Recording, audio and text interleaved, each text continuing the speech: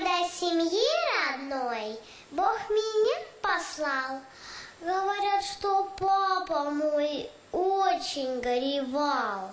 Говорят, 4 дня он не пил, не ел, потому что не меня, мальчика, хотел.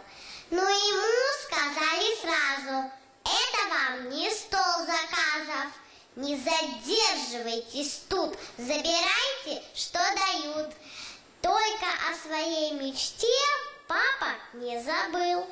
Оказалось, он в семье всех упрямей был.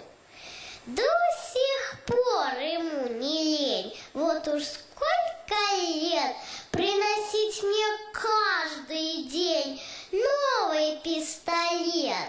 Я уже играть устала в заводные самосвалы, и к футбольному мячу подходить я не хочу.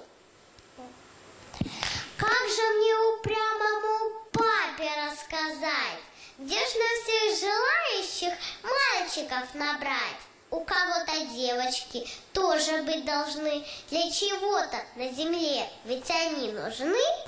Завтра папу я с надеждой обниму